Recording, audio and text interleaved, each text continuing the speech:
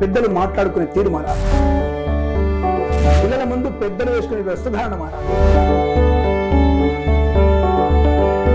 పిల్లల ముందు పెద్దలు చేసేటువంటి గొడవలు మారాలి. ఇవన్నీ మారితే కానీ పిల్లల్లో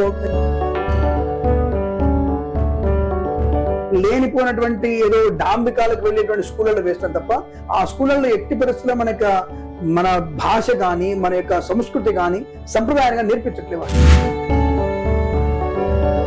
చిన్న పిల్లవాడికి 15 ఏళ్ళ వరకు తల్లి పాలు ఖచ్చితంగా 100% తల్లి తనుబాలు ఇవ్వాలి.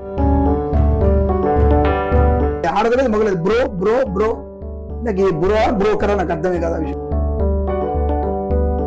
అందరికీ నమస్తే అండి, welcome back to my channel. మనతో పాటు అయితే కనుక బ్రహ్మశ్రీ చేబిఎం కిరణ్ శర్మ గారు అయితే ఉన్నారు, ప్రముఖ ఆధ్యాత్మికవేత్త మరియు ప్రముఖ ఆస్ట్రాలజీ. సో మనమైతే కొన్ని విషయాలు అయితే అడిగి తెలుసుకునే ప్రయత్నం అయితే చేద్దాము.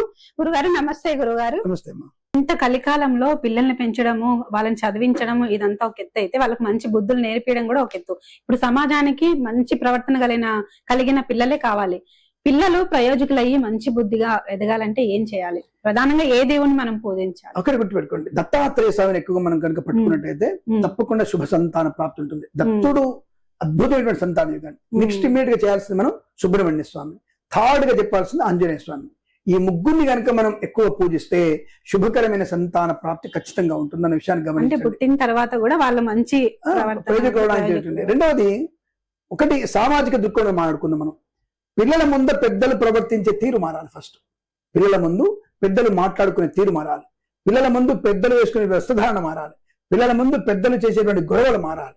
ఇవన్నీ మారితే కానీ పిల్లల్లో, ఎందుకంటే వాళ్ళు మొలకెత్తున్నటువంటి ఒక మంచి చెట్టు లాంటి వాళ్ళు, మంచి విత్తనం అది.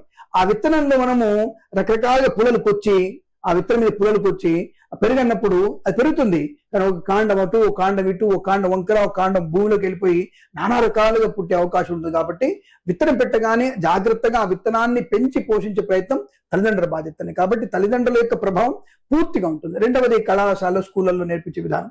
అందరం కూడా మనము లేనిపోయినటువంటి ఏదో డాంబికాలకు వెళ్ళేటువంటి స్కూళ్ళలో వేస్తాం తప్ప ఆ స్కూళ్ళల్లో ఎట్టి పరిస్థితుల్లో మన భాష కానీ మన యొక్క సంస్కృతి కానీ సంప్రదాయంగా నేర్పించట్లేవు.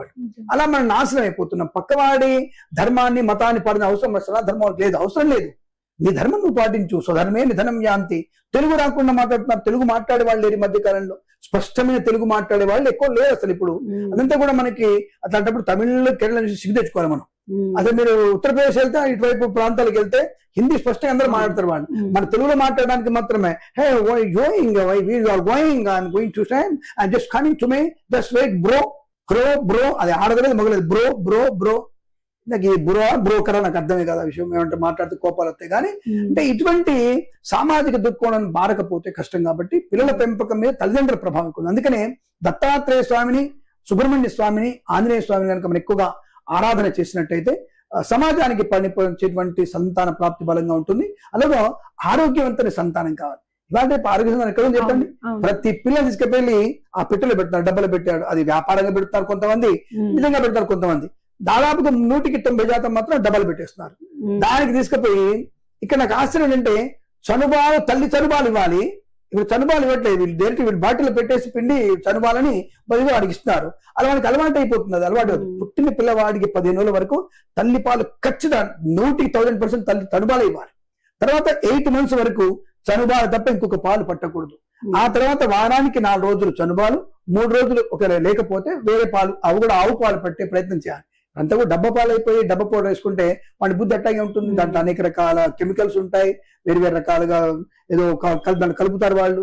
అవంతా కూడా మనకి కొంత ఇబ్బందికర వాతావరణం. కనుక ఇలాంటివన్నీ ప్రతి ఒక్కటి పిల్లల ఎదుగుదలలో, పిల్లల యొక్క ప్రయోజనంగా అయ్యేటువంటి విషయాల్లో ఇటువంటి తేడాలు రావడానికి కారణం మన ప్రవర్తన అని చెప్తాను. కాబట్టి తల్లిదండ్రుల ప్రవర్తన, స్వధర్మాన్ని పాటిస్తూ పిల్లల ముందు ఎలా ప్రవర్తించాలనే విషయాన్ని గమనిస్తూ పిల్లల కోసం మనం త్యాగం చేస్తున్నాం. కానీ ఆ త్యాగం అనేది విలువ ఆధారితంగా ఉండాలి. విలువ లేకుండా త్యాగం చేయడం కూడా వృధా. కాబట్టి మీకు మీరు బతుకుతూ పిల్లలకి ఎంతవరకు ఇవ్వాలి స్వేచ్ఛ, లేదా వాళ్ళకి ప్రాధాన్యత, వాళ్ళ ఖర్చు విషయంలో వాళ్ళకి ఎంతవరకు అంతవరకు ఇవ్వాలి. రెండవది, ఈ మధ్య కాలంలో పిల్లల్ని గ్రౌండ్ టు ఎర్త్ పెంచండి. అంటే మీరు భూమి నుంచి పెంచాలి. నేరుగా వాడిని హై లెవెల్ పెంచాల్సిన అవసరం లేదు. ఇప్పుడు నా కూతురు ఉంది, నేను గొప్పగా చెప్పుకుంటా. నా కూతురు ట్రైన్లో, బస్సులో వెళ్ళడానికంటే ఫ్లైట్లో ఎక్కువ తిరిగిందని చెప్తాను నేను.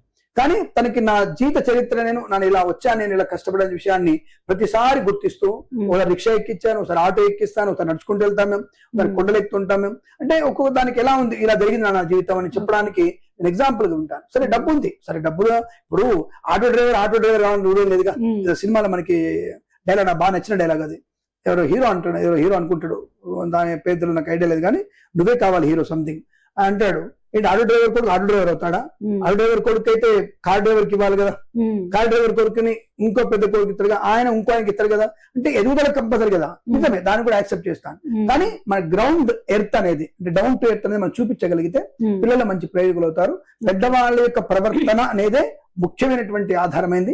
తర్వాత జన్మ జాతక ప్రభావం ఉంటుంది. మీరు ఆంజనేయ స్వామిని, సుబ్రహ్మణ్య స్వామిని, దత్తుడిని ఎక్కువ పూజిస్తే శుభకరమైన సంతాన ప్రాప్తి ఖచ్చితంగా ఉంటుంది. ఓకే, చూస్తూనే ఉండండి. ఇలాంటి వీడియోస్ కోసం నా ఛానల్ ని సబ్స్క్రైబ్ చేయండి. అలాగే ఈ వీడియో మీద మీ కామెంట్ పెట్టండి. నమస్తే అండి.